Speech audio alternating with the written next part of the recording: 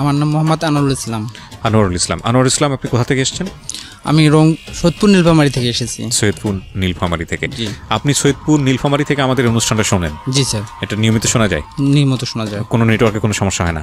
না, হয় না। এবং এই জন্যই আমরা বলি যে বাংলাদেশের বৃহত্তর নেটওয়ার্ক হচ্ছে ঢাকা FM এর, এবং এর চেয়ে বড় নেটওয়ার্ক আসলে কোনো রেডিওরই নাই, আমি যতদূর জানি, আমি যদি ভুল না করে থাকি। এবং এটা হচ্ছে আমাদের 10টা স্টেশন, আমাদের বাংলাদেশের 10টা জায়গা থেকে প্রায় 65টি জেলা আমরা কাভার করি। ঠিক আছে, আপনি যেটা বলছিলেন যে আপনি এত দূর থেকে এসেছেন, অনেকক্ষণ জার্নি করেছেন, প্রায় 10-11 ঘন্টার জার্নি, এবং কষ্ট করে আপনি এখানে এসেছেন। তো ঠিক আছে, আপনার গল্পটা আমি শুনি। কি গল্প? আমি একেবারে ধারাবাহিকভাবে শুনতে চাই। প্রথমে ব্যাকগ্রাউন্ডে থাকবো। জি। আমি খুব ছোটবেলা থেকে আমার নানা বাড়িতে মানুষ হয়েছি। কত ছোট আর কতটুকু ছোট আমি জানি না, খুব ছোট থেকে। আর আমার নানা নানিরাও ছিল উলিপুর চিলমারির বাসিন্দার। নদী ভেঙে গিয়ে, মিঠামাটি সব ভেঙে গিয়ে তারা ওই দেশে এক ধনত পরিবারের কাছে আশ্রয় নিয়েছিল। আচ্ছা।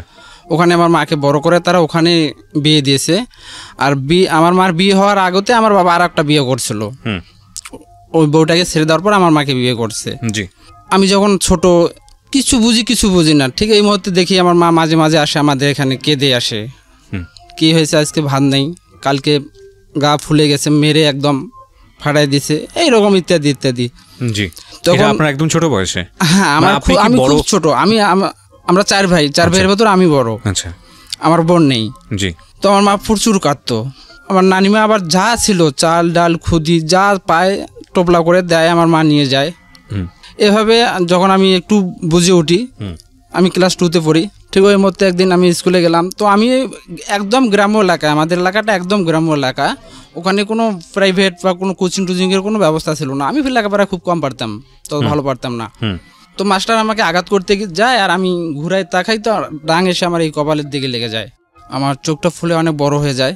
মানে আমাদের বাড়িতে যাই, বাড়ি যাওয়ার পর আমার নানিমা বলে, কিরে বাবা তোর এখানে কি হয়েছে? উলিপুরি চিলমারি লোকের ভাষা, কে রে বাবা তোর এখানে কি হয়েছে?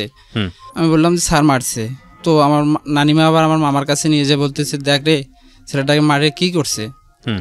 তো ওখানে সেই ধনত পরিবারের যিনি আমাদেরকে আশ্রয় দিয়েছিল, আমাদের নানাকে, তিনি ছিল।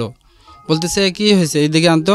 আমি নানা বলে ডাকি তাকে। তো ওনার কাছে গেলাম, উনি বলতেছে কি হয়েছে রে? আমি বললাম নানা স্যার মারছে। তখন ওই নানা আটাল থেকে নেমে আসলো, টং টং ওখান থেকে নেমে এসে ওই স্কুলে গেল। স্কুলে যাওয়ার সাথে উনি আবার ওই ওনার জায়গাতে স্কুল। আচ্ছা। তো উনি যাওয়ার সাথে মাস্টার সবাই বেড়ে আসলো। তো উনি বলতেছে বাচ্চাটাকে মারবি তো মারার আর কোনো জায়গা নাই? কছে না, আমি তোকে মারিনি, ওখানে তোর বললা কামড়াইছে। তো ওই কথা বলার সাথে ওই নানার হাতে একটা লাঠি ছিল, লাঠি দিয়ে একটা ঢেল দিছিল। কপাল ভালো, ওর কপালে লাগে নাই, দেওয়ালে লেগে গেছিল। কছে তুই এক অন্যায় করছিস, বাচ্চাটাকে চোখে মেরে, দ্বিতীয় অন্যায় করলি মিথ্যা কথা বলে। মানে যার সাথে আরো অনেকগুলো লোক আসলো, ওদেরকে বলতেছে একে বাঁধো, বাটাকে বাঁধো, আসি বেঁধে পিটাবো। পরে আবার স্যার আর অনেক সবাই অনুরোধ করে মাপ চাইলো। তারপর থেকে আর স্যারটা মারামারি করে না। ওকে। তারপর বাসায় গিয়ে দেখি এদিকে আমার চোখ ফুলে গেছে, ওদিকে মা এসে তার হাত ফুলে বসে আছে। কি হয়েছে? মারছে। মানে বাবা মেরেছে? বাবা মেরেছে, খুবই মারতো আমার মাকে। আমার বাবা খুবই মারতো, ভালো লোক ছিল না। রাত বিরাত 1-2টার দিক রিক্সা চালাতো, রিক্সা চলে আসতো, আসে নাই, কিছু নেই। কোথায় কোথায় ঘুরে বেড়াতো, কি করতো, কোন মহিলার পাশে পাশে ঘুরে বেড়াতো, কোনো ভ্যালু নেই।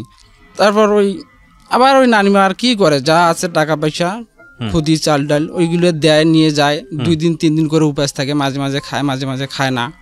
আর আমার বাবা আমার ছোট তখন আমার ছোট আরো 2টা ভাই আসলো, ওদেরকেও পিটাতো, প্রচুর পিটাতো। জি। আর মানে যত মহিলা লোকের পেছে পেছে ঘুরে বেড়াতো, এটাই তার অভ্যাস ছিল, মহিলা লোকের পেছে পেছে ঘুরে বেড়া। কিছুদিন পর একটা মেয়েকে বিয়ে করে নিয়ে আসলো বাসায়। খাবার নাই বাড়িতে, একটা ঘর, সেখানে মা থাকে, বাবা থাকে, আমার ছোট 2টা ভাই থাকে। ওই মহিলাকে এনে কোথায় রাখবে? আমার মা খুব মানে কিছু বলতে গেলে আমার মাকে আবার ধরে মারে। মা আবার কেঁদে আমার নানা বাড়িতে আসলো। পরের দিন আবার মামা ওই মেম্বার চেয়ারম্যান সবাইকে ডেকে ওখানে যায়, যে একটা বৈঠক করে মিটিং করে মহিলাকে আবার 5,000 টাকা দিয়ে ওকে সরে দেওয়ালো। এভাবে বেশ আর তখন কিছুদিন আর কি চললো। চলার পর আবার একটা নিয়ে আসলো। এবার আর আমার মামা বলতেছে যে ওর সংসার করার প্রয়োজন নেই, তো ওর সংসার ওকে ছেড়ে দিয়ে আমাদের এখানে আয়, আমি তোকে কষ্ট করে হলেও পড়বো।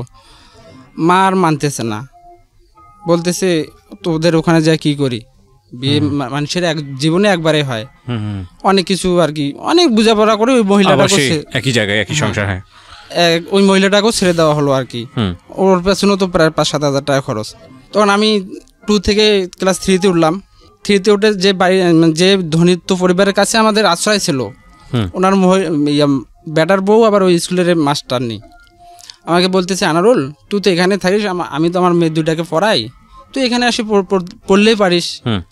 আমি আবার ওখানে গিয়ে সকাল সন্ধ্যা 2 টাইম পড়ি।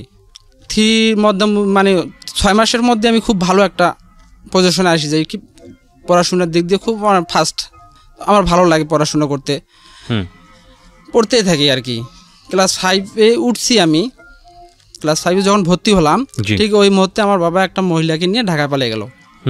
ঢাকায় আসলো, এখন মা ওখানে কি করে খাবে, কিছু তো ওখানে নাই।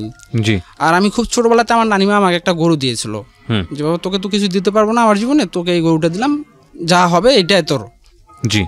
তো ওই গরুটা আমি আবার ওদের এখানে দিয়ে রাখছিলাম যে আদি হিসেবে তোমরা পোষো।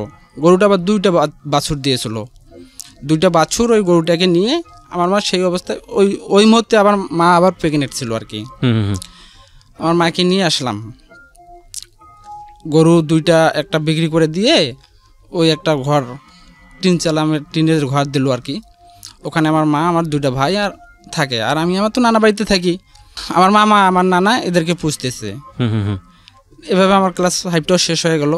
আমার মামা আমার ক্লাস 5 শেষ না হতে বিয়ে করে ফেললো। আপনার মামা? আমার মামা একজন, আমার মাও একা, ওরা 2 ভাই বোন, বিয়ে করে ফেললো। তো আমার ক্লাস 5টাও শেষ হয়ে গেল। এখন মামাকে বলতেছি মামা আমি হাই স্কুলে যাবো। কাজ ঠিক আছে, কালকে সকালে যাও, যা মাস্টারের কাছ থেকে কি লাগে লিখে নিয়ে আসবা। পরের দিন সকালে উঠে আমার মামা বলতেছে বাবা দেখো 2টা লোক আমরা করি, তোর মা তোর ভাই, আবার তোকে পুষতে হয়, এত কিছু তো আমার পক্ষে সামাল দেওয়া সম্ভব না, বাট তুই কাজে লেগে যা, তোরা স্কুল যাওয়ার দরকার নাই, হাই স্কুল যাওয়ার তো দরকার নাই, তো এত পয়সা করে আমি কোথায় পাবো। কথাটা শুনে আমার আসমান ভেঙে মাথায় পড়লো। খুব কষ্ট করে কি করি না করি, মানে অনেকটা আর কি কষ্ট লাগতেছে। এমন সময় আমার নানা আসলো, আবার নানাকে বললাম নানা মামা তো এরকম করে বলতেছে। আমার নানাকে কিন্তু নানাবা বলে ডাকতাম, আর নানিমাকে নানিমা বলে ডাকতাম, নানি বলে কখনো ডাকি নাই। ছোটবেলা থেকে মানুষ করছে তো, আমি যতটুকু জানি ছোটবেলায় ওদেরকে মা বাবা বলে চিনতাম আর কি। আমার নানা বলতেছে তুই কালকে স্কুলে যাবি, তোর সমস্ত খরচ আমি বহন করব, এইগুলো নিয়ে তো ভাবার প্রয়োজন নেই। ঠিক পরের দিন সকালে 9টা সাড়ে 9টার দিকে আমি ঘুম থেকে উঠে মানে খাওয়া দাওয়া করে স্কুলে গেলাম। 1:30টার দিকে আমার এক মামা নামে বন্ধু, ওর সাথে আমার ভালো রিলেশন, খুব রিলেশন, উনি গেল আমার কাছে, যে বলতেছে আনুল চল বাসায় চল। কোনো বাসায় কেন, স্কুলে আসলাম আজকে ফার্স্ট জীবন স্কুলের, হাই স্কুলের, বাসায় যাবো কেন? কাজ তোর নানা মারা গেছে। ফাজলামি করার আর জায়গা পান নেই আপনি, এই জায়গায় সেই কথা বলার লাগবে? কাছে বাবা হ্যাঁ তোর নানা মারা গেছে। আমার যে কি করব আমি মানে দিশা পাচ্ছি না। ওই মুহূর্তে সাইকেলে উঠতে গেছি, পড়ে গেছি। তখন স্যার একটা দেখে আমাকে রিক্সা ভাড়া করে দিল, রিক্সা করে গেলাম বাসায়। দেওয়া দেখতেছি ঠিক আমার নানা মারা গেছে। আমার মামা আমাকে জড়িয়ে ধরে কাঁদতেছে। কাদার লাগে না, পুরুষ লোক আমি জানি কাঁদতে পারে না, কিন্তু আমার আর দেহটা মানতেছে না। যে একজন আমাকে পড়াতে চাইলো সেও আজ দুনিয়া থেকে চলে গেল। আমার তো আর উপায়ে থাকলো না, নিজেকে কন্ট্রোল করে 10-15 দিন গেল। নানাবার যা করার লাগে আর কি সব কিছু করা শেষ হয়ে গেল। কিছুদিন পর আমার ওই মামার ঘরে কাজে যাচ্ছে, বলতেছি মামা আমিও যাব কাজে। কাজে গেলে পাশুন নিয়ে আয়, একটা পাশুন নিয়ে গেলাম। তখন ওই পটল মরিচ এগুলোর নেলানি করতাম। সারাদিন শেষে 1 কেজি চাল আর 10টা টাকা হাতে ধরাই দিত। তো প্রথম দিন ফার্স্ট দিন যেদিন 10 টাকা হাতে পেয়েছি, 1 কেজি চাল পেয়েছি, আমার খুব ভালো লাগলো। 10 টাকা পেয়েছি হাতে, আমার নিজের যাবে টাকা, আমার খুব ভালো লাগতেছে। আর কি যতটুকু কষ্ট করছি টাকা 10টা পেয়ে সব কিছু ভুলে গেছি, ভালো লাগতেছে। তো এই টাকা 10টা এনে মার হাতে দিলাম। মা বলতেছে আমাকে দেওয়ার দরকার নেই, তোর আমাকে দিস, ওরা তো আমাকে পুষতেছে, আর তোর টাকা নিয়ে কী করি। তো এইভাবেই বেশ মোটামুটি 6 মাসের মতো কাজকাম করি। তো আমাদের গ্রামের পাশের গ্রামে একটা মেয়ে ছিল, ও দেখতে শুনতে মার্শাল্লাহ, গরিব মানুষের ঘরে এরকম মেয়ে খুবই কম হয়। ওদের বাড়িতে আমি যাতায়াত করতাম সকাল সন্ধ্যা। এক পর্যায়ে ভাবতেছি একটা ছেলে একটা পরিবারের সকাল সন্ধ্যা যাতায়াত করলে কেমন দেখা যায়। তো ওর বড় ভাই ছিল, ওর বড় ভাইয়ের সাথে আমি দোস্ত পাতালাম, দোস্ত যেটাকে গ্রাম্য ভাষা বলে বন্ধু। দোস্ত ওদের বাড়িতে ফের কন্টিনিউ যাতায়াত করতাম। যাতায়াত করতে করতে কোনো একদিন আমার যে মামা ছিল একটা না, আমার ওর সঙ্গে যে কাজ কাম করি একদম অনেক বেশি সম্পর্ক। মামা বলতেছে যে ভাই না, যে মেয়েটা আছে ওই মেয়েটার সাথে আমি সম্পর্ক করতে চাই। তো বললাম যে সম্পর্ক যদি করেন তো আপনি ওকে যা বলেন। তো বলতেছে না ভাই না, আপনি ওদের বাড়িতে যাতায়াত করেন, আপনি গিয়ে কথাটা বলেন। না বাবাটা আমার দ্বারা সম্ভব না, আমি ওদের বাড়িতে যাতায়াত করি, বন্ধু হিসাবে দোস্ত হিসাবে যাতায়াত করি। এই কথাটা বললে ওরা হয়তো আবার অন্য কিছু মনে করতে পারে। কাছে না কিছু মনে করবে না, আপনি দেখেন একটু চেষ্টা করেন। ওকে। তখন আমি আবার ওই মেয়েটাকে বললাম আর কি, বলতেছে তোর মামা আমাকে পছন্দ করে, তুই আমাকে পছন্দ করিস না? না না, আমি কেন তোকে পছন্দ করবো, তোকে আমি আমার দোস্তর বোন হিসেবে চিনি, আর আমারও বোন হিসেবে আমি চিনি, আমি তোকে পছন্দ করি না। ঠিক আছে, তোর মামাকে যা বলিস, তোর মামাকে আমি পছন্দ করি। এভাবে আর কি চলতেছে ওদের সম্পর্কটা। বেশ মোটামুটি 1 বছরের মতো চললো। 1 বছরের ভেতরতে আমার মামা বিয়ের প্রস্তাব দিল মেয়েটাকে মেয়েদের বাড়িতে। তখন আমার ওই মামার বাবা ও আবার নিয়ে যায় আরেকখানে বিয়ে দিয়ে দিল ওর কাছে, আর ওর বিয়ে হলো না। ওকে আমি প্রস্তাব দিলাম আর কি। যখন প্রস্তাব দিলাম তো বলতেছে আমি জানি তুই আগে থেকে আমাকে পছন্দ করিস, কেন যে বলিস না আমি জানি না, তবে আমি তোর মাম্মাকে কখনোই ভালোবাসি নাই, আমি তোকেই মন প্রাণ দিয়ে ভালোবাসি। তো আমার সম্পর্কটা প্রায় ওর সাথে 2 বছরের মতো চলে। একদিন আমি যার কাজ করি আমাদের গ্রামের পাশের গ্রামে, ওই বাড়িটাতে কেউ থাকে না, 3টা রুম ছিল। 3টা রুমে একটা রুমে ছিল পাটের শিন্ডা বার করার জন্য আমি রুমে ঢুকছি। তো রশিদা আমাকে দেখে ওই রুমে গিয়ে ঢুকছে। আর যে ছেলেটা কাজ করতেছি ওই আবার বাড়ি থেকে দেখছে, ওই বাড়ি থেকে দেখে যায় সাথে তালা মেরে দিয়া বাইরে চলে আসছে। আমাকে বলতেছে তুই এখানে থাক, আমি চলে গেলাম। সকাল 8টা সাড়ে 8টার দিক ঘটনা, তালা দিয়ে চলে গেছে। তো ও আসে তালা খুলে দিয়েছে প্রায় 3টে সাড়ে 3টার দিক। আর আমি যে মাঝে মাঝে কাজ করতাম, এর মাঝে আমরা মাদ্রাসা পড়তাম আর কি, সন্ধ্যার দিকে করে মাদ্রাসা পড়তাম 10-15টা ছেলে। তখন আমি কোরআন শরীফ পড়তাম। আমার মনে আল্লাহর একটা ভয় এসে গেল যে একটা মেয়েকে আমার রুমে, একে যদি আমি কিছু করি, আমি করবো কেন, আমি তোকে বিয়ে করবো আজ থেকে 2 বছর পরে। আপনি একপাক্ষিকভাবে তাকে ভালোবাসতেন, কিন্তু সে আপনাকে ভালোবাসতো না, এরকম কিছু? না না না, সেও আমাকে ভালোবাসতো। তো আমি কোনো কিছু করবো কেন, কিছুদিন পরে তো আমি ওকে বিয়ে করবো, কিছু যদি করার প্রয়োজন হয় তো আমি বিয়ের পরে করবো। কোন ক্লাসে পড়তেন ওই সময়টাতে আপনি? আমি তো পড়াশোনা বাদ দিয়ে দিলাম। কোন ক্লাসে পড়ার বয়স সে সময়? 9 হবে। তো আমি যদি ওকে বিয়ে করি তাহলে আমার পবিত্র ভালোবাসাকে অপবিত্র করবো কেন, এগুলো ভেবে ওর জায়গাতে বসে আমি আমার জায়গাতে বসে কোনো শব্দও করতেছি না। যদি শব্দ করি কেউ আবার যদি ফাঁক দিয়ে দেখে তো গ্রাম্য অঞ্চল তো মনে করবে অমুকের ছেলে অমুকের মেয়ে ঘরে পড়ে আছে, কুৎসা ওটাই দিবে। হ্যাঁ, আর বিশেষ করে আমি এই জিনিসটা খুব ভয় করতাম যে লোকে যেন এই কথাটা বলতে না পারে যে বাপও খারাপ তার ছেলেও খারাপ। এই জিনিসটাকে আমি তখনও ভয় করি আর আজকেও ভয় করি। তো আমি ওকে কোনো টাচও করলাম না, ওর জায়গায় বসেছিল, আমি আমার জায়গায় বসেছিলাম। ঠিক 3টা সাড়ে 3টার দিকে ওই ভাইটা এসে ঘরের দরজা খুলে দেওয়ার সাথে আমি ওখান থেকে বাইরে হয়ে চলে আসলাম ও ঘরে থাকা অবস্থায়। এভাবে আবার কিছুদিন যাওয়ার পর কোনো একদিন ওই আমাদের এইদিকে আসতেছে দোকানে খরচ নেওয়ার জন্য। তো আমার যে মামাটার সাথে ওর সম্পর্ক ছিল, মামাটা তো বিয়ে করে ফেললো, ওর বউ নাকি বাপের বাড়িতে গেছে, আর ওদের বাড়ির কাছ দিয়ে ওর রাস্তা, ঠিক ওই যাচ্ছে। তো ডাক দিছে, তো বলতেছে খরচ নিয়ে আসি। খরচ নেওয়ার জন্য দোকান থেকে আসার ওর রুমে গিয়ে ঢুকছে আর কি, ঘরে গিয়ে ঢুকছে। ঢোকার সাথে ওনা ধরে টান মারছে, বাইরে হয়ে চলে গেছে একদম বাসায়।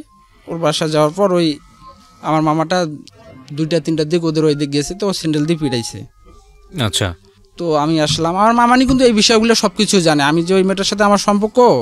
সম্ভব আপনি যেটা ভয় করতেছিলেন সেটাই হলো আর কি। হ্যাঁ, লোকজন উল্টাপাল্টা বলা শুরু করলো বা ধারণা করা শুরু করলো। হ্যাঁ, আমার মামানি আমার বিষয়টা পুরোপুরি জানতো আর কি। আমার মামানি আসার সাথে আমাকে বলতেছে তুই ওর সাথে সম্পর্ক করিস, দেখ হাইবন নাকি ওর অন্যায় হাত দিচ্ছে না কি করছে, ও আবার ওর দেখে গেছে স্যান্ডেল দিয়ে পিটাইছে, ওইটা মেয়ে ভালো বাজে মেয়ে, হ্যান ত্যান হাবি যাবি অনেক কথাবার্তা বললো আর কি। আমি আবার ওদের ওই দিক গেলাম, যাওয়ার সাথে ও বাইরে হয়ে আসলো। বাইরে হয়ে আসে বলতেছে কিছু শুনছিস? আমি বললাম হ্যাঁ শুনছি। তুই পিটাইছিস কেন? বললে তুই শোনার পরও আমাকে এই কথাটা বললি, পিটাইছি কেন? হ্যাঁ, মামার মামা ঘরে একা ছিল, তোকে ডাকছে, তুই জানলা দিয়ে বলতি কি সমস্যা? তুই একটা পুরুষ ঘরে একা আছে, ইয়াং ছেলে, তুই ও রুমে গেলি, তো ওনার টান দেওয়াটা স্বাভাবিক ব্যাপার, তুই গেলি কেন? দেখ তুই তো তোমার আমার দালালি করার জন্য এখানে আসিস না, আর আমার রাগ উঠে গেলে আমি কিন্তু তোকেও মারবো। তাই? হ্যাঁ তাই, তোকেও মারবো আমি। তারপর ওখান থেকে আসার পর আমাদের এলাকার লোক 2-3 দিন পর মির্জাপুর আসে, ঢাকা মির্জাপুর ইট খোলায় কাজের জন্য। তো আমি ওদের সঙ্গে ইট খোলায় আসলাম কাজের জন্য। ইট খোলায় কাজ করতেছি, প্রায় 3 মাস কাজ করছি, একদম ভাটা সিজন শেষ করে দিয়ে। তখন তো মোবাইল ছিল না, আর ছিল যদি বড় বড় ফ্যামিলির ভেতর, আমাদের ভেতর ছিল না। 3 মাস পর গেলাম, যাওয়ার পর দেখতেছি মানে রাত্রে তো গেছি আমি, প্রথম জীবনে ফার্স্ট বাইরে, মনে একটা কত আনন্দ। আর ঘুম মানে যে রাতে ঘুমাই নাই, সকালে উঠে ব্রাশ নিয়ে ওদের ওই দিক যা বসে আছি। তো আমার একটা ভাবি বলতেছে, কিরে কখন আসলি? মনে হয় তো সকাল সকাল আসছি। কিছু শুনিস না? মনে কি শুনবো, যে কালকে বিয়ে হয়ে গেছে। ওকে, কেমন কথা, বিয়ে হয়ে গেছে? হ্যাঁ কাল বিয়ে হয়ে গেছে। তো আমি আর কিছু না বলে ওখানে বসে আছি 12:30 অবধি। আমার মা যা ডাকতেছে, বাবা আয়, তোর জন্য ভাত পা করছি, তুই এসে বসে আছিস, খাবি না?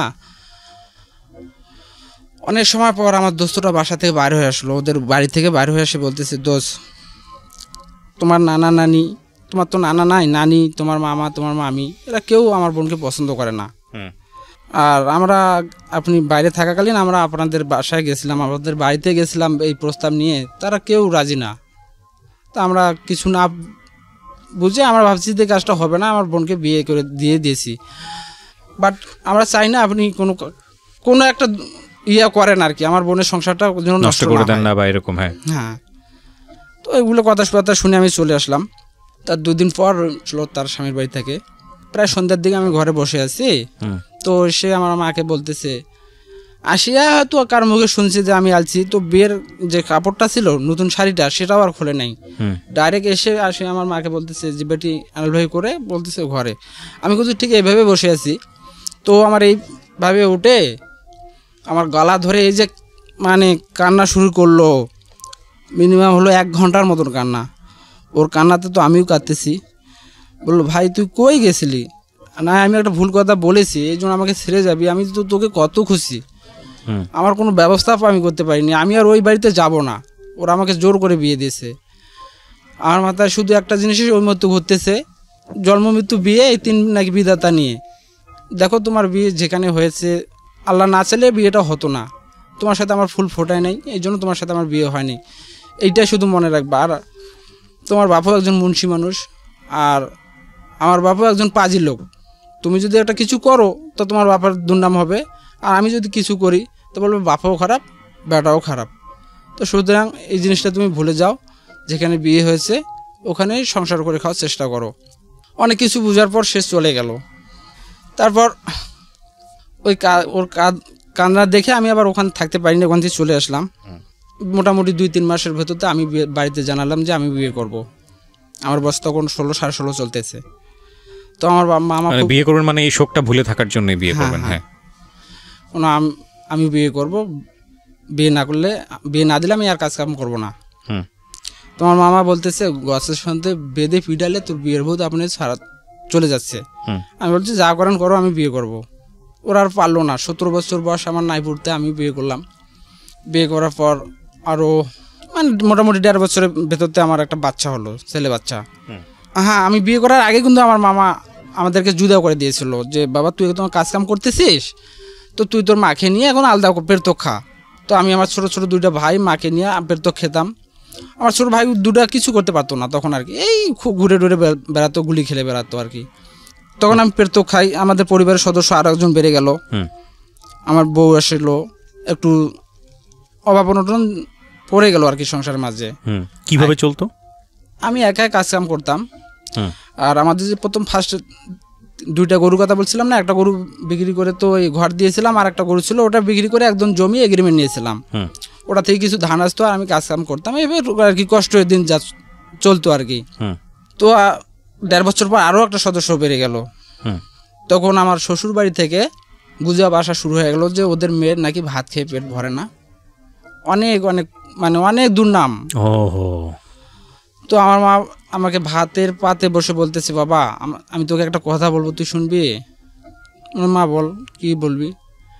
বলতেছে তোর শ্বশুর বাড়ি থেকে অনেক কথাবার্তা আসতেছে, তোর বউ নাকি ভাত খেয়ে পেট ভরে না, তো বাবা আমাদের আশা বাদ দে, আমার এনামুল তো একটু একটু কাজ কাম করতে পায়, আমাদের একদম জমি আছে, আমরা যেভাবে চলি বাবা, তুই তোর বউকে নিয়ে জুদা খা, যেটা মানে আলাদা হয়ে যাও। হ্যাঁ আলাদা হয়ে যাও। আমি যদি আলাদা হয়ে যাই তোরা কি হবে?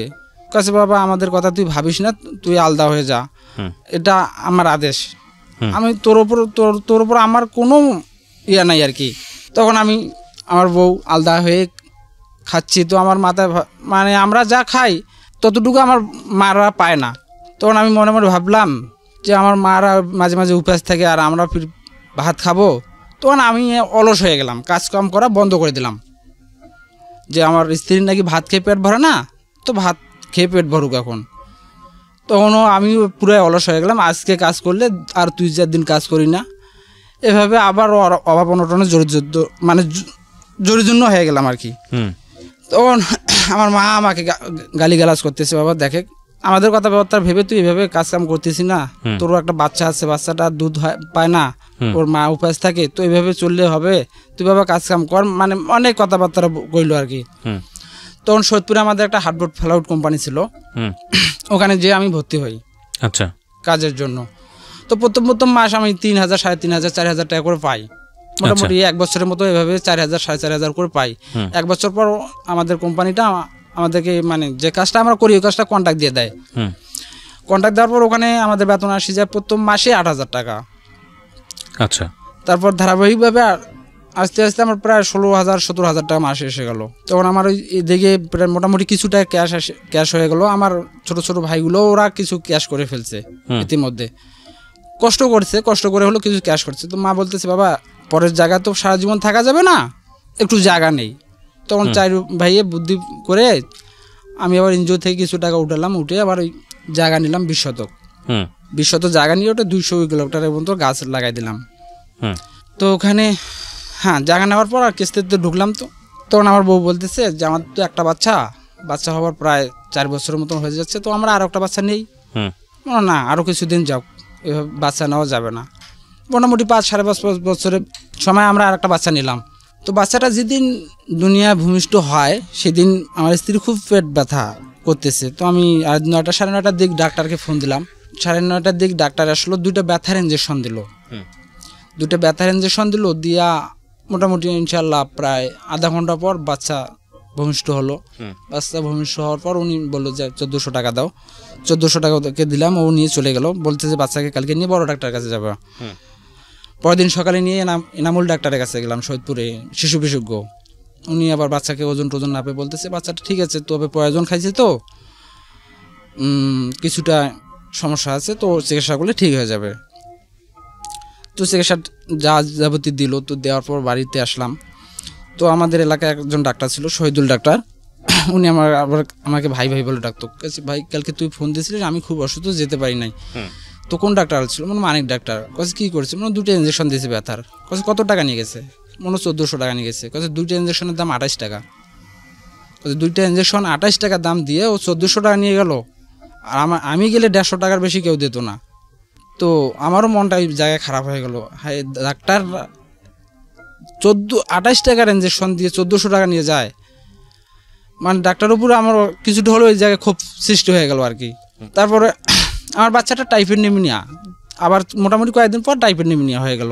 আবার এনামুল স্যারের কাছে নিয়ে গেলাম, তো বলতেছে টাইফয়েড নিউমোনিয়া হয়ে গেছে, তো নীলফামারী সদরে নিয়ে যাও। নীলফামারী সদরে নিয়ে গেলাম, ওখানে যা 4-5 দিন থাকে বাড়ি আসলাম। বাড়ি আসার পর মোটামুটি 1 মাস পর 1.5 মাস পর আবার বাচ্চাটা টাইফয়েড নিউমোনিয়া।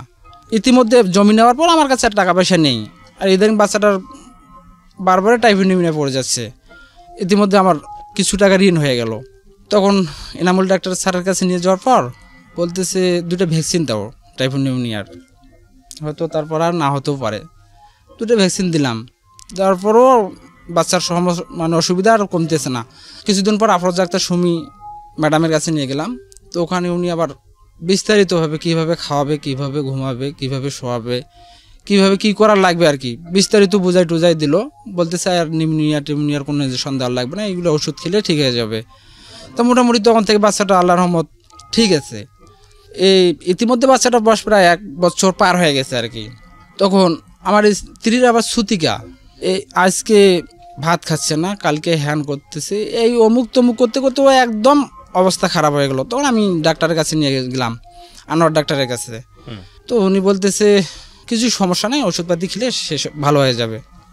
দিয়ে দিল ওষুধ, মোটামুটি 1 মাসের মতো চললো আর কি। ওষুধ খাওয়ার পর ও কমতেছে না, যখন না কমতেছে তখন হামদাদ নিয়ে গেলাম, হামদাদ 70 টার্মিনালে হামদাদ নিয়ে গেলাম। হামদাদ নেওয়ার পরেও ওরা প্রায় 2400-2500 টাকা নিল, কোশ্চেন ঠিক হয়ে যাবে। 15 দিনের ওষুধ দিল, 15 দিন পর আবার নিয়ে গেলাম, ও ওষুধ খেয়ে কমতেছে না। আমি তখন বললাম যে দেখো আমার কাছে তো টাকা পয়সা নেই, তুমি তো ভালো করে জানো যা টাকা ছিল বাচ্চাটার পাশে সব কিছু খরচ হয়ে গেছে, আবার তোমার পাশে তো মোটামুটি 5-7 হাজার টাকা চলে গেল, আমার আর ভাই ব্যবস্থা নেই, তুমি দেখো তোমার বাবার বাড়িতে যাও। বলতেছি ঠিক আছে আমাকে রেখে আসো। ওই রিক্সা করে ওখানে রেখে আসলাম। এখানে বাচ্চাটার প্রায় 1 বছরের মতন টাইফয়েড নিম্নে আছে, আমার স্ত্রী গোসল করা যাবে না, হ্যান ত্যান হাবি যাবি। আমার মানে আমি তো একটা ছেলে মানুষ, আমার তো কিছুটা খারাপ লাগে আর কি, মন খারাপ হয়। আবার ইতিমধ্যে আমার বউর সমস্যা। একদিন কোম্পানিতে গেলাম না, কোম্পানিতে না যেয়ে সোদপুর প্লাজা যেয়ে উঠলাম।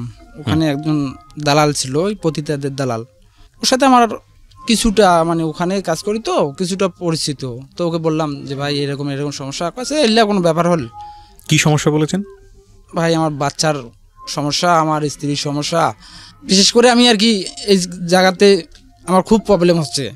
তো আমার একটা মেয়ে লাগতো, হলে আমার খুব ভালো হতো আর কি। কাছে এগুলো ব্যাপার হলে 1000 সোদপুরে 1000 পাওয়া যায়। আমি বললাম যে তাই নাকি। ওকে আপনি চিনতেন কিভাবে এই ছেলেটাকে? আমাদের কোম্পানির পাশেও থাকে আর কি, মোটামুটি 500 গজ দূরে হবে। কন্টিনিউ হোটেলগুলোতে যেতাম চাটা খাওয়ার জন্য, ওখানে আর কি, ওখান থেকে কথাবার্তা হতো। এর আগে আপনি এই ধরনের সম্পর্কে জড়ান না? এর আগে আমি এখন পর্যন্ত কাউকে ব্যাটা কথা বলি না, কেউ আমাকেও ব্যাটা কথা বলে নাই। আচ্ছা। আর কারোর সাথে আমার কোনদিন মারামারিও তো হয় নাই, আমাকে আমার এলাকার লোক খুব যথেষ্ট ভালোবাসে। আচ্ছা, এখানে একটা কথা বলে রাখি, যারা ইউটিউবে ভিডিওটা দেখছেন তাদের সবাইকে বলে রাখি, এই ভদ্রলোক এসছেন সৈয়দপুর নীলফামারী থেকে, তাই কি ভুল বলেছি আমি? না আচ্ছা ঠিক আছে। উনি 10 ঘন্টা জার্নি করে এসছেন এবং ওনার যে ভাষাগত ব্যাপার স্যাপার সেগুলো একটু ওই অঞ্চল ভিত্তিক, একটু খেয়াল রাখবেন প্লিজ। তার মানে আপনার ওয়াইফের প্রবলেম ছিল এবং সেই সময়টাতে আপনার ওয়াইফের সঙ্গে যে সম্পর্কটা থাকা উচিত সেটা ছিল না, যে কারণে আপনি ওই লোকের শরণাপন্ন হলেন। তারপর ওই জায়গাতে গেলাম।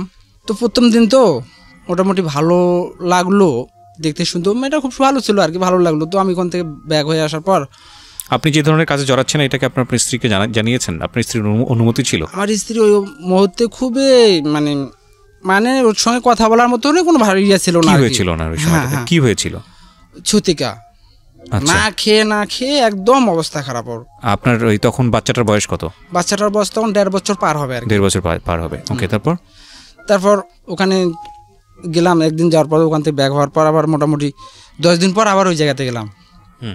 আবার ওই জায়গাতে গেছি আর কি, সেম ওই জায়গাতে যাওয়ার পর তো আমি ওখান থেকে আসতেছি, তো আমার খারাপ লাগতেছে, কেমন একটা ভাব আসতেছে আমার ভেতর থেকে। পেশাব করার পর আমি ভালো লাগতেছে না, খিটখিট লাগতেছে। তো ওখান থেকে আসার পর বাড়িতে চলাফেরা করতেছি, তো ততটা ভালো লাগতেছে না। তারপর আগে ওই জিনিসটা আমি মাথা থেকে ডিলিট করে দিলাম। জিনিসটা মনে হয় না, এই যেগুলো জায়গা যাবো না, আল্লাহ আমার ভুল হয়েছে, আমাকে মাফ করে দিও, আমি আর এই ব্যাপারে জড়াবো না, আমি আর এইগুলো ব্যাপারে জড়াবো না। একদিন আমি ঘুম থেকে উঠি নাই, তো আমার মা বলতেছে বাবা আনারুল উঠ, তোর স্ত্রী নাকি মারা গেছে। কি বলেন? আমি ঘুম থেকে কোথায় ছিলেন ওই সময়? আপনার স্ত্রী কোথায় ছিল? আমার স্ত্রী ছিল আমার শ্বশুর বাড়িতে, আমি আমার বাড়িতে।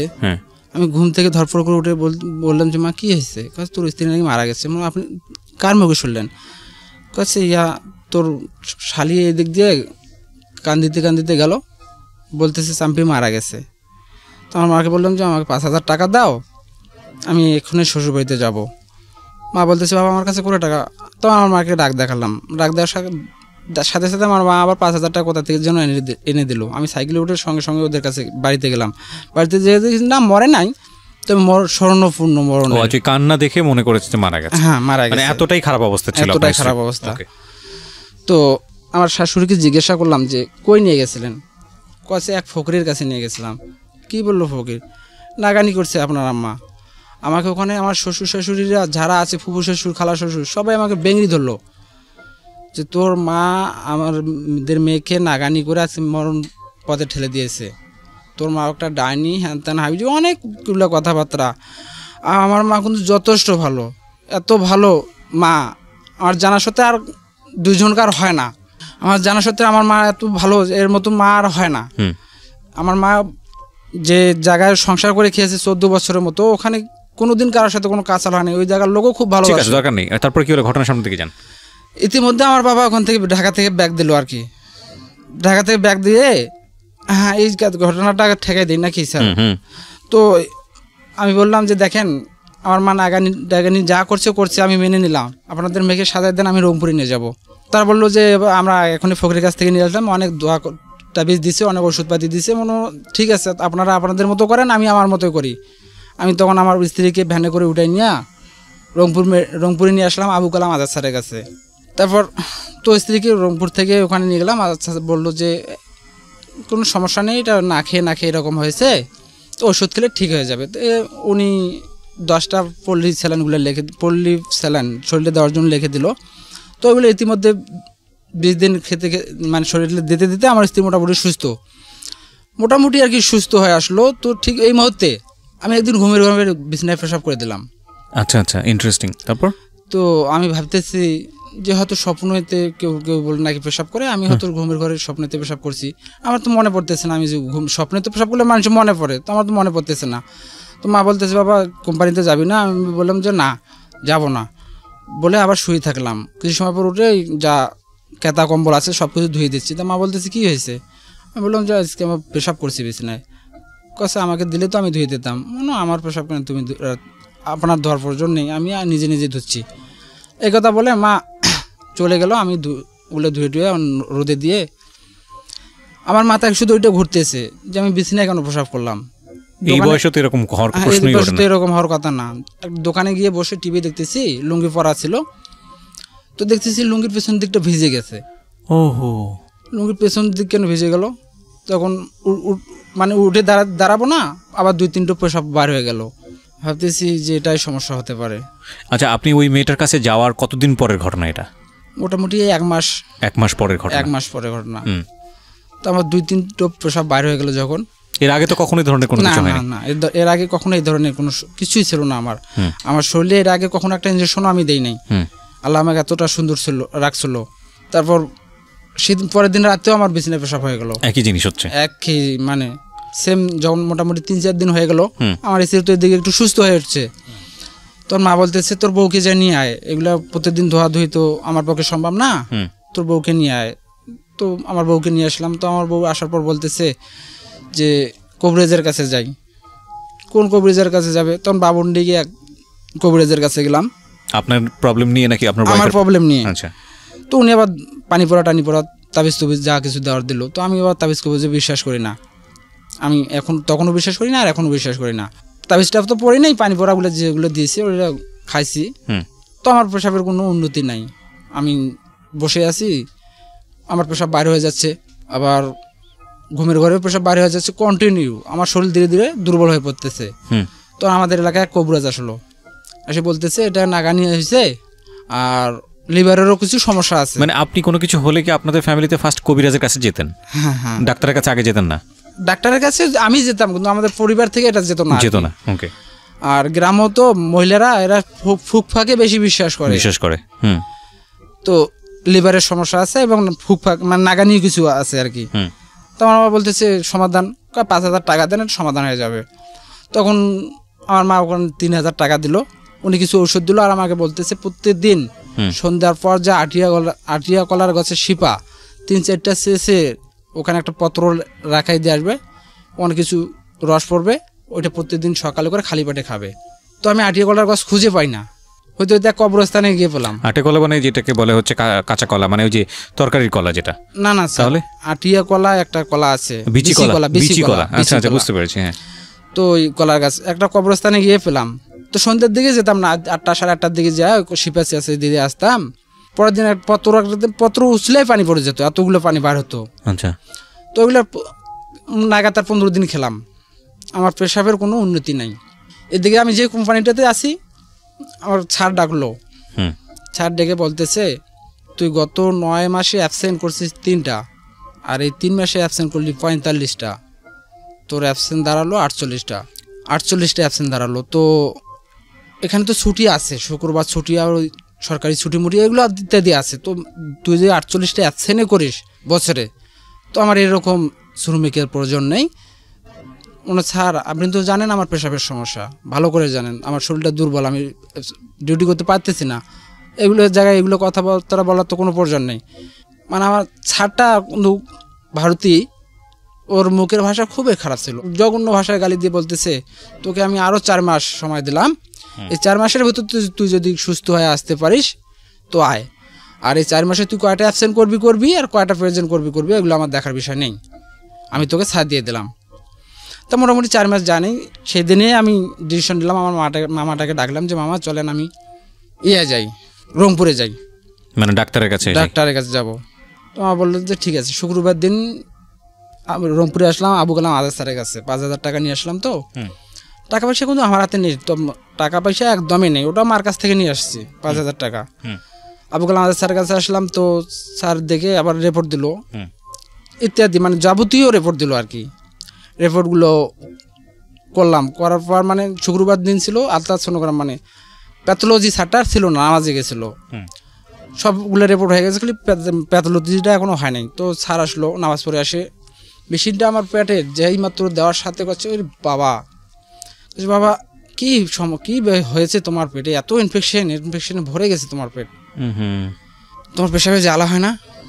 না স্যার আমার তো পেশাবে জ্বালা হয় না, তবে ঘুমের ঘর পেশাব হয়ে যায়। বলছে না তোমার পেশাবে জ্বালা হয়? স্যার হলে হতে পারে, আমি এটা লক্ষ্য করিনি এতদিন। হ্যাঁ কচ্ছে হ্যাঁ তোমার পেশাবে জ্বালা হয় বলে এই রিপোর্টগুলো কিছু সময়ের ভিতরে পেয়ে গেলাম। তো আবু কালাম আজাদ স্যার কাছে আমি আর গেলাম না, ওই আমার মামাটা কাগজপাতিগুলো নিয়ে গেল। তো আমার মামাটাকে বলছে যে স্যার যে ওর পেশাবে যথেষ্ট ইনফেকশন আর আরও কিছু সমস্যা আছে, তো 19 দিনের ওষুধ দিলাম, 19 দিন পর আবার আসো। তো এইদিকে মার কাছ থেকে 5,000 টাকা নিয়ে গেছি, এদিকে আবু কালাম আজাদ স্যার যখন বললো যে 19 দিন পর আবার নিয়ে আসেন, তখন স্যার ওই কয়েকদিন পর বেতন পেয়েছি, বেতন পেয়ে তো মাকে 5,000 টাকা মার কাছ থেকে নিয়েছি, মাকে দিয়ে দিয়েছি। তো 19 দিন পর আর স্যারের কাছে আসা হয় নাই।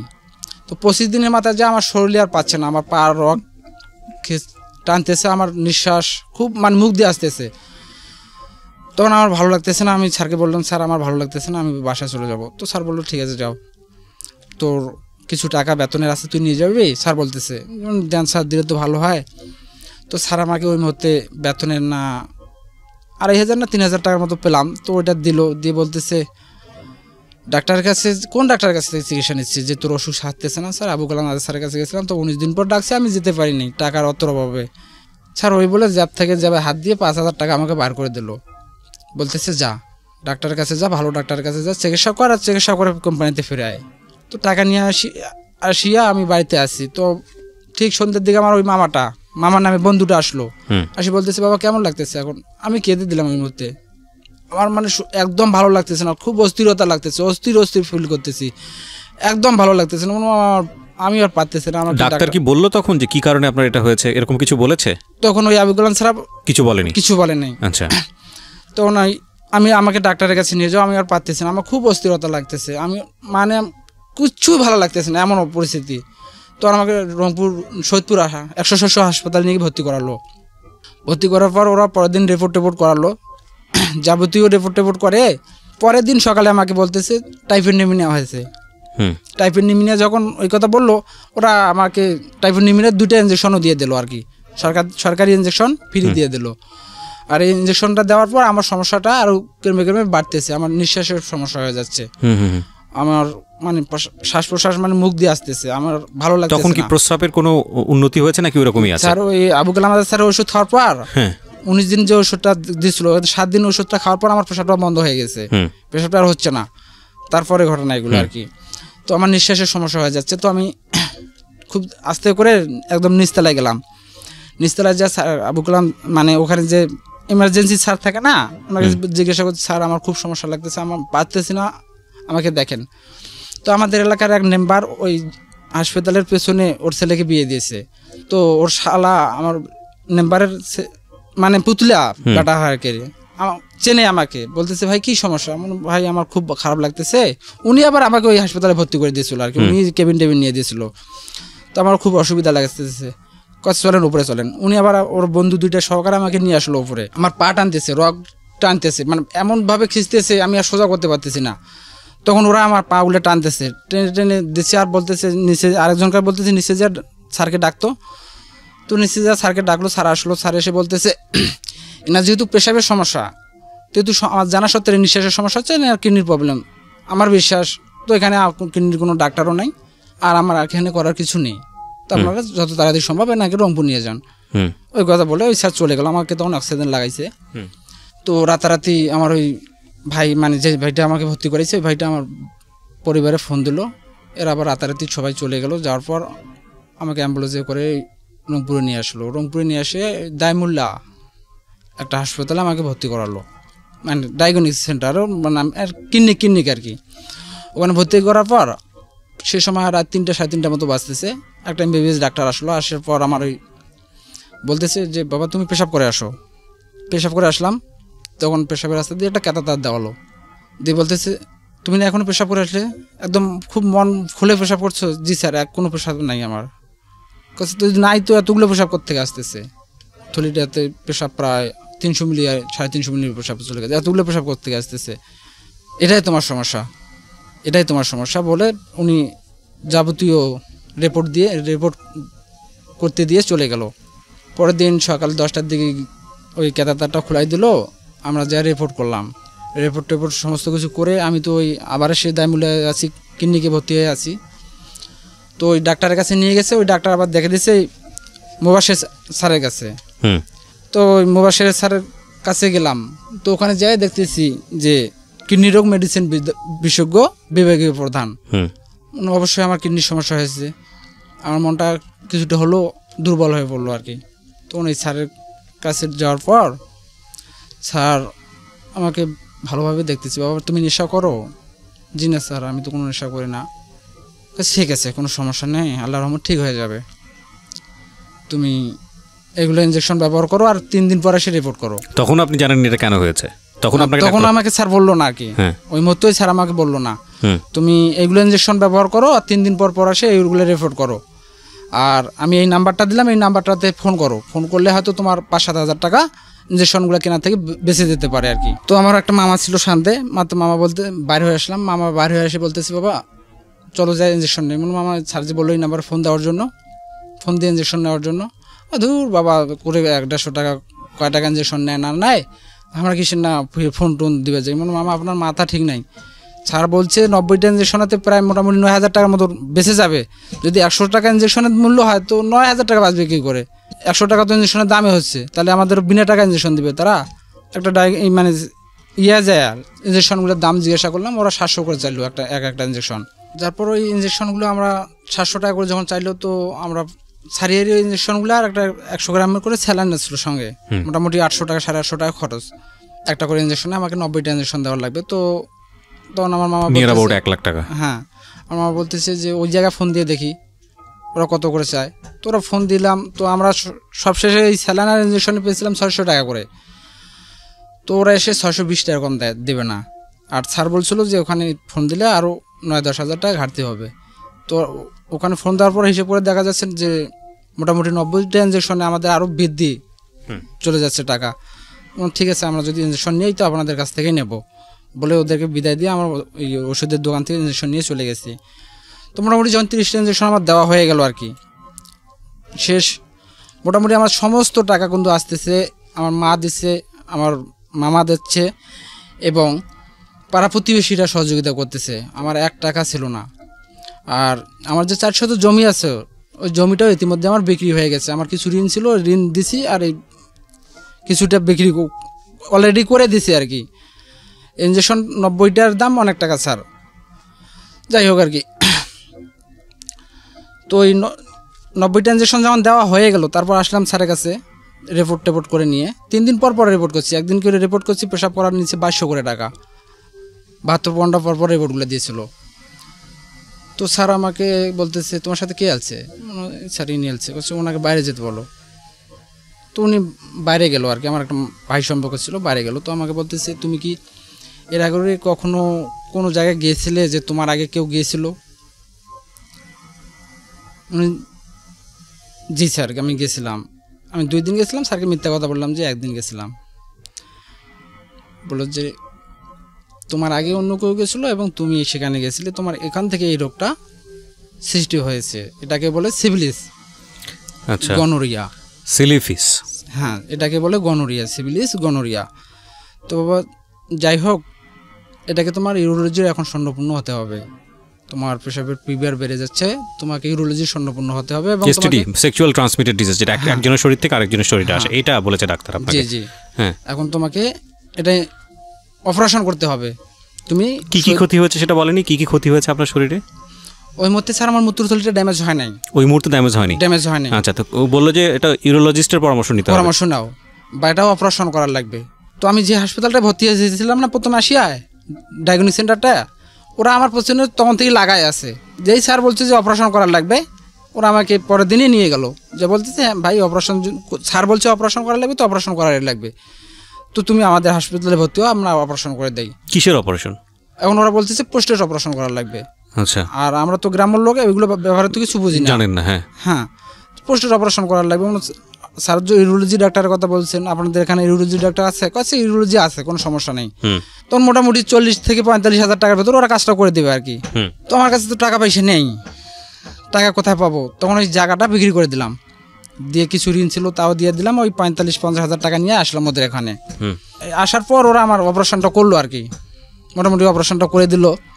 তো অপারেশন হওয়ার পর যখন আমি প্রায় 12 ঘন্টার মতো তো ঘুমের ঘরে ছিলাম, অজ্ঞান অবস্থায় ছিলাম। 12 ঘন্টা পর যখন জেগে উঠলাম, যে ভাইটা আমার সাথে ছিল কন্টিনিউ, ওকে বললাম যে ভাই আমার অপারেশন হয়েছে।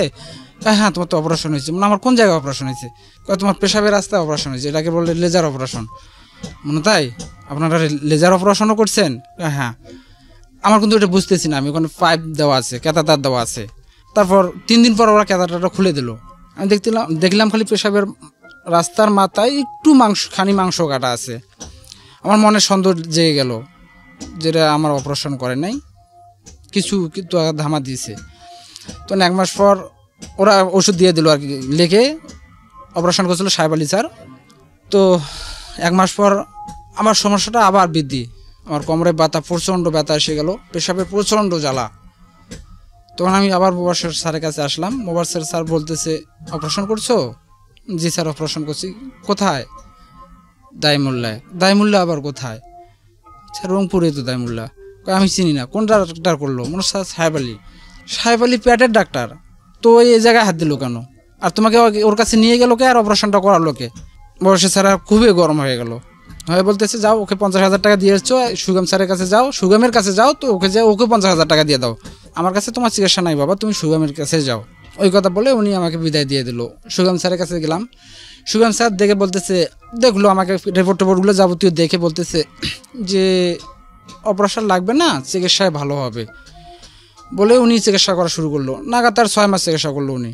স্যার আমাকে বলতেছে, মানে এভাবে মাথা নাড়তেছে স্যার, যে আমি কিছু বুঝি না, পেশাবের স্পিডটা তো বেশি, কিন্তু পেশাবটা জমে থাকতেছে।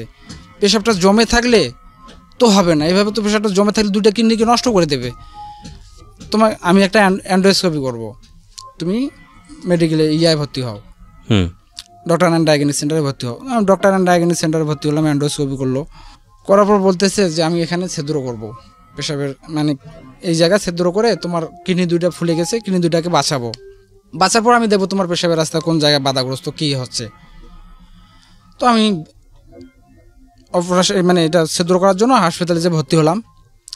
তো আমার মতন এই রুগী আরও অনেক হাসপাতালে পড়ে আছে, অনেক রুগী পড়ে আছে। এত যে কষ্ট, কেউ কাঁদতেছে, কেউ কোকাচ্ছে। আমি 2-4 জনকে জিজ্ঞাসা করলাম যে স্যার কোকাচ্ছেন কেন?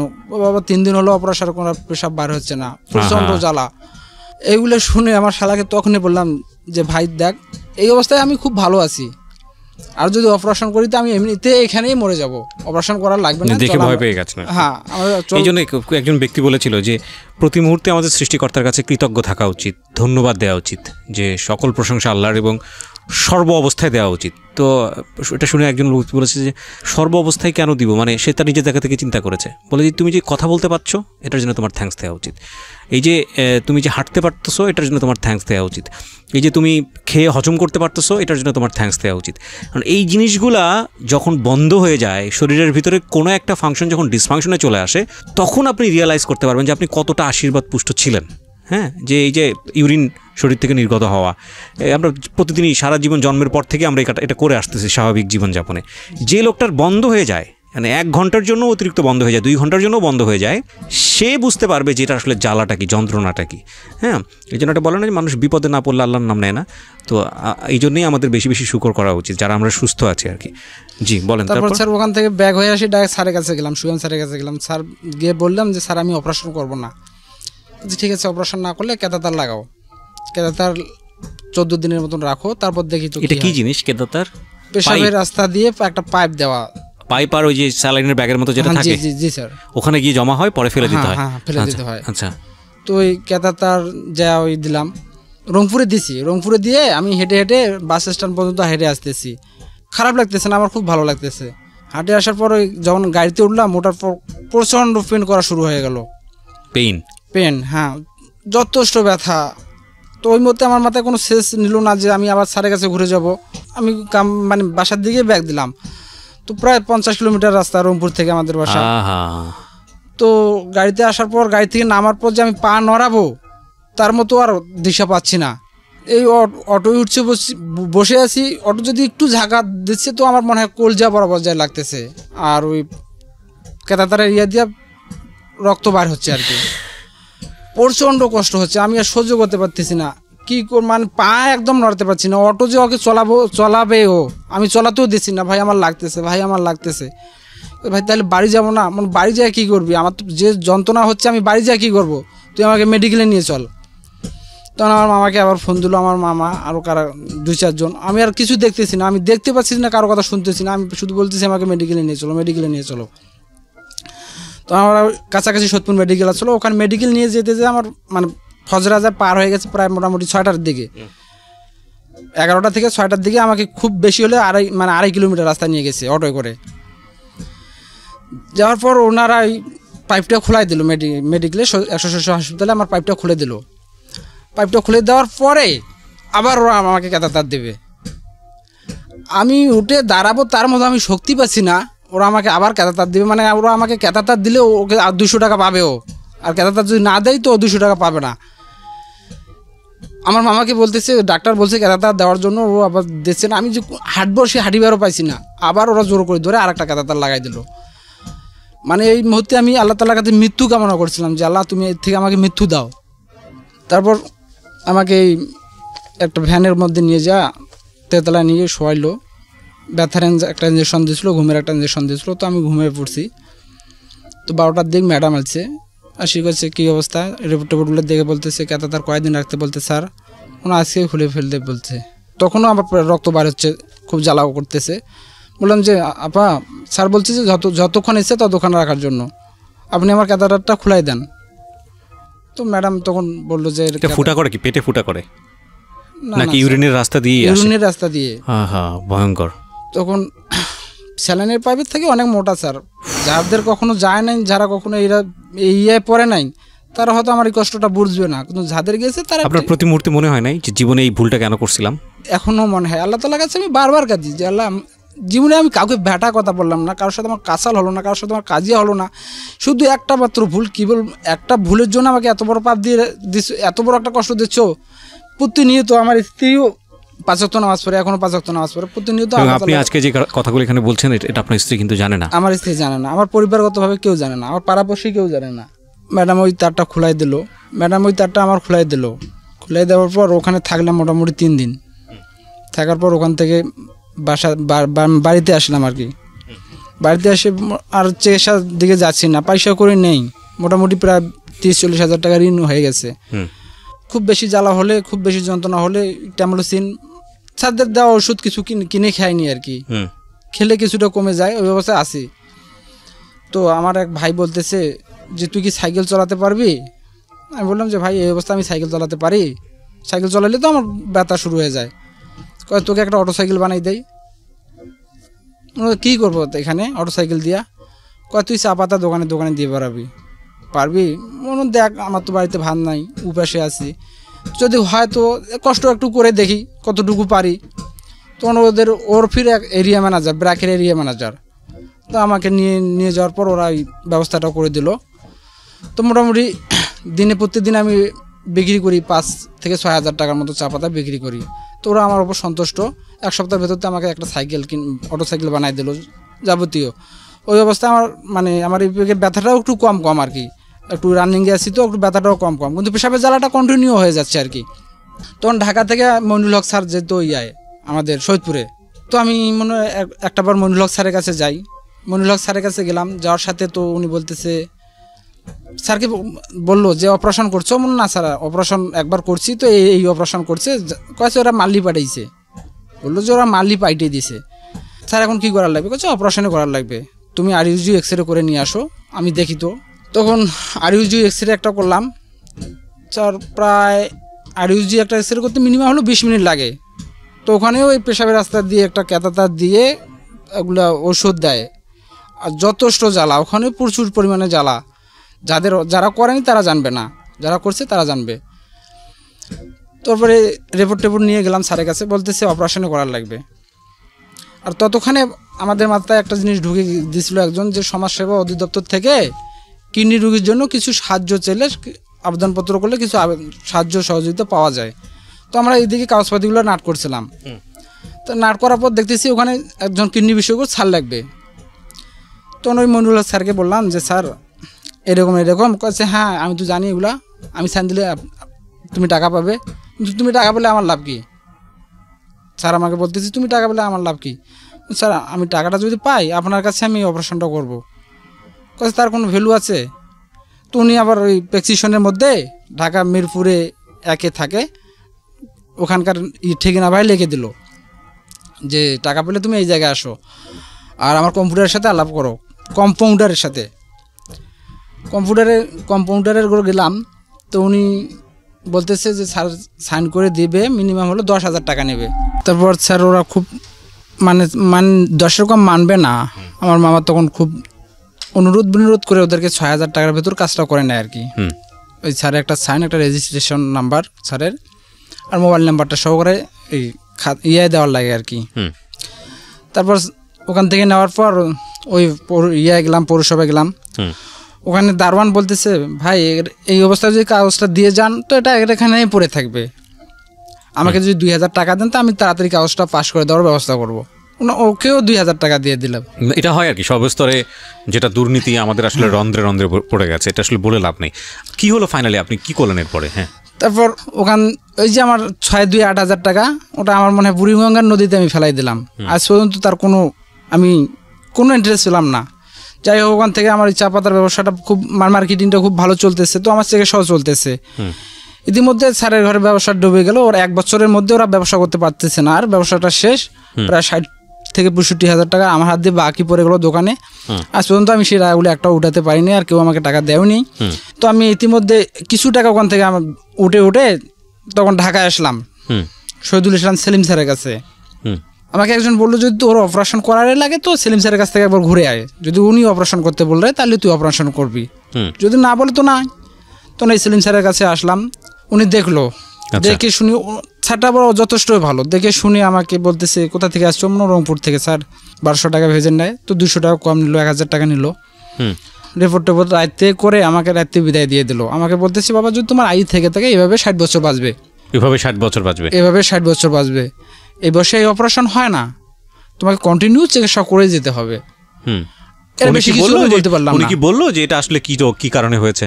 না, উনি আর সে বললো না, সেগুলো কিছু বললো না।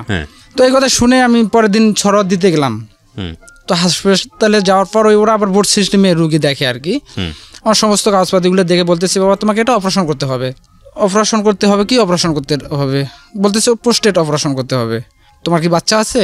জি স্যার, বিয়ে করছি, বাচ্চা আছে, 2টা বাচ্চা।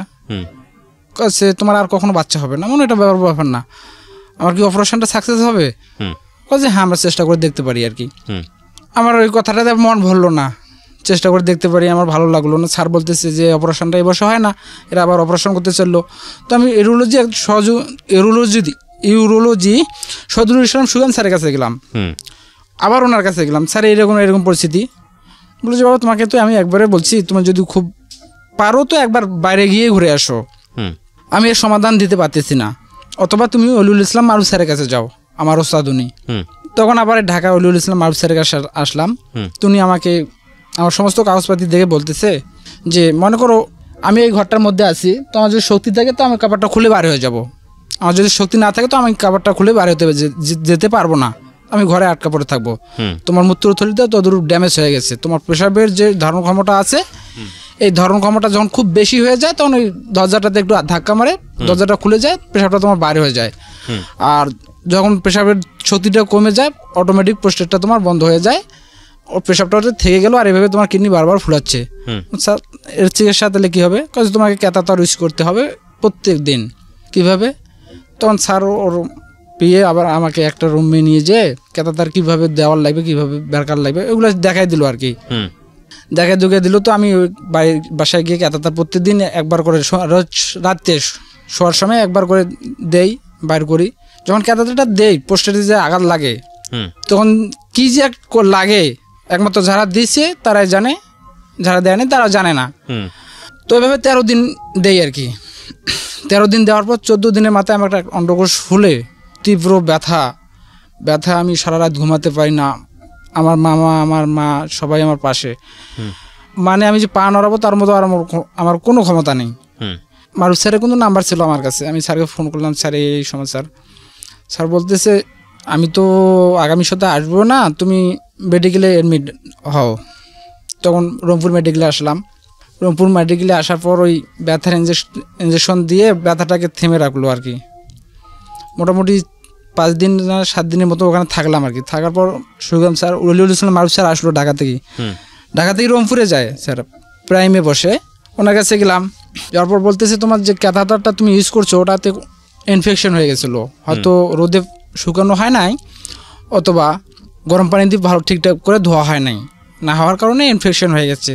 তো যাক তোমার কপাল ভালো, যাক এখন পর্যন্ত বাস্টও হয় না আর অকাজও হয়ে যায় নাই, তুমি এখনও ভালো আছো, এটা আল্লাহ তাআলার কাছে খুশি করিয়া 1 সপ্তাহ তুমি আর ক্যাথাটার ইউজ করা লাগবে না, 1 সপ্তাহ পর আবার ইউজ করো। স্যার যে কষ্টটা পেলাম আবার ওই ক্যাথাটার ইউজ করার লাগবে, কাজ বাবা ক্যাথাটার ইউজ করলে এটাই তোমার চিকিৎসা, আমার কাছে আর কোনো চিকিৎসা নেই, তুমি ইউজ করলে হয়তো কখনো ভালো হতে পারো, ইউজ না করলে আমার কাছে আর কোনো চিকিৎসা নেই। যোগ দিয়ে পানি ঝরঝর করে পড়তেছে, তীব্র ব্যথার জ্বালা। আবার স্যারের এই কথা শুনে আলছি। আসার পর থেকে কোনো আর স্যারের কাছে যাইনি।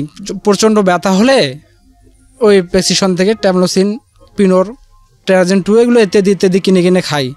টাকা নেই তো স্যারের কাছে যাব কি? কঠিন অভাবের মুখে পড়ে আছি আমি, স্যারদের কাছে আর যাওয়া হচ্ছে না, আর আমি যেতেও পারতেছি না। আপনার এই গল্পটা, আপনার ছেলেমেয়ের বয়স কত? আমার মেয়েটার বয়স প্রায় 13 বছর, আমার ছেলেটার বয়স 5 বছর। আপনার সংসারে আয় করার মতো মানুষকে আমি তাহলে আপনার সংসার কিভাবে চলে? লেখাপড়া হচ্ছে আপনার বাচ্চাদের? হ্যাঁ, আমার বাচ্চাদের লেখাপড়া করাচ্ছি। সেটা কিভাবে?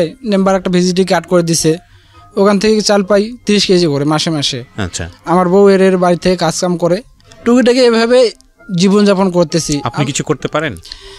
জি না স্যার, আমি কিছু করতে পারি না, তবে কিছু হালকা পাতলা বসে কিছু হালকা পাতলা কিছু কাজ করতে পারি। আপনার ট্রিটমেন্টের এখন কি স্টেজে আছে, মানে কি করতে হবে? এটা একটাবার আমি মাদারাজ যেতে চাচ্ছি, যদি কাল, মানে এখন পর্যন্ত এটা আইডেন্টিফাই করা যায় নাই যে এখানে কি হয়েছে বা আলটিমেটলি প্রবলেমটা কি, এটা কি আইডেন্টিফাই করা গেছে নাকি এইরকমই যে এক একজনের কাছে গেলে এক এক রকম কথা, এক একজনের কাছে গেলে এক এক রকম চিকিৎসা? এটাই আমার চিকিৎসা। এটা আলটিমেটলি এখনো ফাইন্ড আউট করে নাই কেউ যে কি হয়েছে? জি স্যার, এটা তো হতে পারে না। আপনি যাদেরকে দেখিয়েছেন, আপনি সেখান থেকে ঢাকায় শহরে এসে আপনি একটা ভালো ট্রিটমেন্ট করতে পারতেন, আপনি ঢাকা মেডিকেলে যেতে পারতেন, সেখানেও আপনি জাননি। কেন জাননি? স্যার আমি সরদিতে গেছিলাম, তারা অপারেশন করবে, সব জায়গায় বলে অপারেশন করবে। হ্যাঁ, সুগম স্যার উনি একজন সহযোগী অধ্যাপক ইউরোলজি ঢাকা মেডিকেল কলেজের। উনি বলতেছে যে এই বছর কি অপারেশন করে, এই বছর কোনো অপারেশন হয় না, এই অপারেশনটা করতে গেলে 50-এর ঊর্ধ্বে অপারেশনটা হয়, এই বছর এই অপারেশন করা যাবে না, এটা আমার দ্বারা সম্ভব না, পসিবল না। তাহলে জিনিসটা তো এক্সপ্লেইন করবে কেউ না কেউ, যে এটা এই জিনিসটা আপনার হয়েছে, এটার জন্য এটা হয়। এটাকে আপনাকে কেউ খুলে বলে নাই, শুধু একজনই বলেছে যে আপনার গনোরিয়া হয়েছে। আর ওলিউল ইসলাম মারুফ স্যার বলছে যে আমার মূত্রথলিটা ড্যামেজ হয়ে গেছে। আচ্ছা, সেসবটা এই ঘরে জমে থাকার পর বারবার দুটো কিনে গিয়ে ফুলে দিচ্ছে। আচ্ছা, তো এই গল্পটা আপনি সেই সৈয়দপুর নীলফামারী অঞ্চল থেকে আপনি এসছেন 10 ঘন্টার জার্নি করে, শুনে কেন আজকে সিক্রেটসে আপনি লাখ লাখ মানুষের সামনে এই কথাগুলো বলতে গেলেন? আমার মতো আমি তো জীবনে বড় ভুল করছি, একটা ভুলে করছি, সেটা হলো জীবনে প্রথম ফার্স্ট বলো আর লাস্ট বলো, আমি পতিতালয়ে গেছিলাম একদিনের জন্য হলো, আর এটা আমাকে কুরে কুরে খাচ্ছে। আর স্যারও বলেছে যে এখান থেকে তোমার এই রোগটা উৎপাদন, এবং আমিও জানি যে আমার রোগটা এই জায়গা থেকে এসেছে, যেন আমার মতো এই ভুলটা আর কেউ না করে। আপনি তো নিরাপদ সম্পর্ক বুঝতেন, একটা মানুষের সাথে শারীরিক যে সম্পর্ক হয় সেখানে নিরাপদ কিছু ব্যাপার স্যাপার থাকে, নিরাপদ শারীরিক সম্পর্ক। প্রথম কথা হচ্ছে যে আপনি যে সম্পর্কটা করেছেন এটা আমাদের ধর্মীয় দিক থেকে চরমতম অন্যায়, এবং আমাদের যদি সামাজিক দিক থেকেও আমরা বলি তাহলে সামাজিকভাবেও বলা হয়ে থাকে এই ধরনের অনিরাপদ সম্পর্কে না যেতে।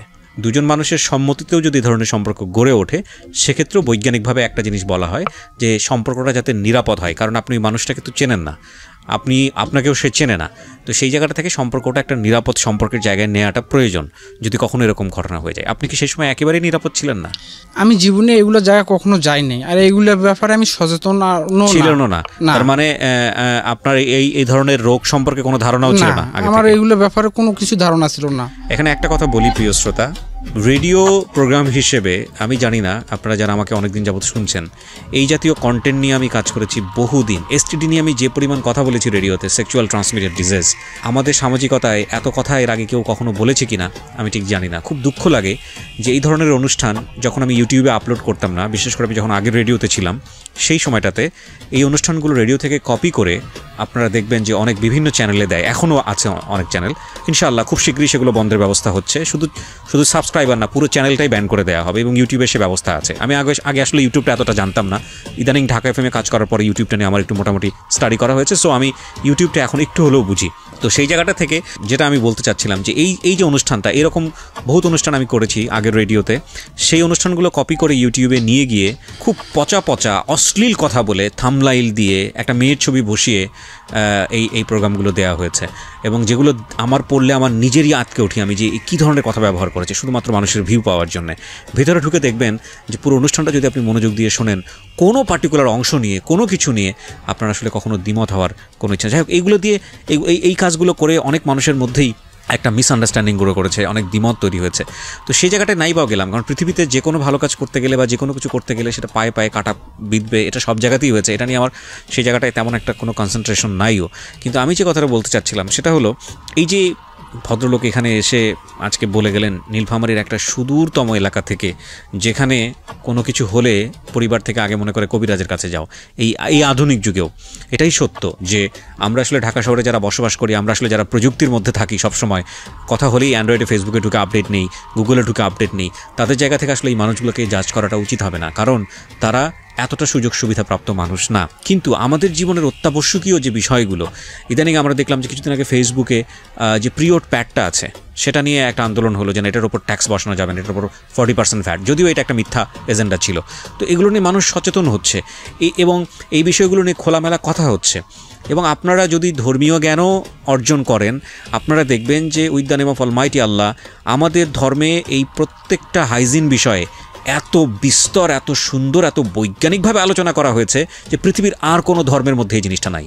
কিন্তু অত্যন্ত দুর্ভাগ্যজনক হলেও সত্য, আমরা এই জিনিসগুলো নিয়ে কথা বলা, আমরা এই জিনিসগুলো নিয়ে খুব সুন্দরভাবে আলোচনা করা, একটা মানুষকে বুঝিয়ে দেয়া, এটাকে আমাদের সামাজিকতার জায়গা থেকে ট্যাবু মনে করি।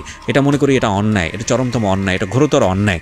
কিন্তু আসলে এই যেটাকে ট্যাবু মনে করছি সেটা তো আমাদের জীবনে প্রয়োজন।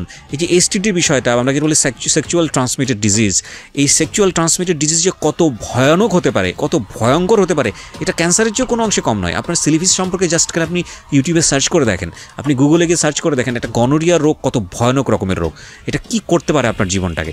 একটা ভুল সম্পর্ক, একটা অনিরাপদ সম্পর্ক আপনাকে একবারের জন্যেই এনাফ আপনার পুরো জীবনটাকে শেষ করে দেওয়ার জন্য। Can you imagine? তো এগুলো নিয়ে আমাদের কথা বলার প্রয়োজন আছে না? আমরা সবসময় বলি সেক্সের ব্যাপারে আমাদের যে কথাটা আসে, যে এই যৌন সম্পর্কের ব্যাপারে আমরা জানি মোটা দাগে এইডস হয়। এইডস অত্যন্ত ভয়াবহ একটা রোগ, কিন্তু এইডসের বাইরেও যে আরও অসংখ্য রকমের রোগ আছে যেটা একজনের শরীর থেকে আরেকজনের শরীরে যায়, এবং এটা কত ভয়ানক হতে পারে এটা সম্পর্কে কিন্তু তেমন কেউ আমরা কিছু জানি না। তো সেই জায়গাটা থেকে আমার মনে হয় যে এগুলো নিয়ে আরও বেশি বেশি কথা হওয়া উচিত, এগুলো নিয়ে আরও বেশি বেশি ওপেনলি ডিসকাশন হওয়া উচিত, যাতে করে মানুষ সচেতন হয়, যাতে করে মানুষ একটা অনিরাপদ সম্পর্কে যাওয়ার আগে অন্তত 100 বার ভাবে। ঠিক আছে? তো আজকের এই অনুষ্ঠানটা সেই জায়গাটায় অনেক বড় একটা মাইল ফলক আমি মনে করি, এবং এগুলো নিয়ে আরও বিস্তর ভবিষ্যতে কাজ হবে। জি, এটা ঠিক যে আমি অনেক ধরনের এজেন্ডা নিয়ে কাজ করেছি আমার রেডিও অনুষ্ঠানে। আলহামদুলিল্লাহ প্রচুর মানে কোয়ালিটি সম্পন্ন গল্প এখানে গেছে, বিভিন্ন এরিনা থেকে মানুষজন এসছে।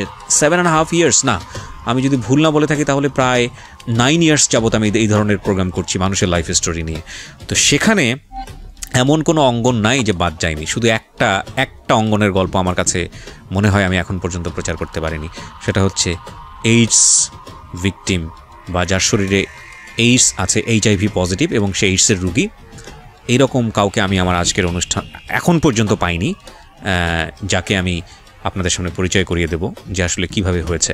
তো আমার মনে হয় যেহেতু আমি আজকের এই অনুষ্ঠানে কথাটা বললাম, কেউ যদি সাহস করে আসেন তার সমস্ত পরিচয় গোপন রেখে আমি তাকে রিপ্রেজেন্ট করতে চাই সোসাইটির কাছে যে আসলে কী ঘটনা ঘটেছিল যে কারণে আপনি এইডসের পেশেন্ট। তো আপনারা সবাই নিজ নিজ জায়গা থেকে সচেতন হন, এবং আমি শেষ বেলাতেও এসে কথাটা বলতে চাই, সৃষ্টিকর্তা ভীরু যারা মানুষ আছেন, আল্লাহ ভীরু মানুষ যারা আছেন, তাদেরকে বলতে চাই যে শুকর করাটা খুব জরুরি আপনি যে অবস্থায় থাকুন না কেন। কজ আপনার শরীরের একটা অঙ্গ যদি নষ্ট হয়ে যায়, একটা অঙ্গ যদি ডিসফাংশনে চলে যায়, তখন আপনি বুঝতে পারবেন যে আল্লাহ আপনাকে কী পরিমাণ ভালোবেসে এই জিনিসগুলো দিয়েছিল, এবং সেটার আপনি প্রপার যত্ন করেননি বলে, প্রপার ভ্যালু দেননি বলে আজকে আপনার এই অবস্থা। সো আল্লাহ আমাদের সবাইকে সেভ করুক, আমরা নিজেরা নিজেদের প্রতি সচেতন হই এবং দোয়া করি যারা ভিকটিম তাদের জন্য, বিশেষ করে এই ভাইটির জন্য। ওনার জন্য যদি কেউ কিছু করতে চান, বিশেষ করে কোনো ডাক্তার যদি ওনাকে হেল্প করতে চান, বা কেউ যদি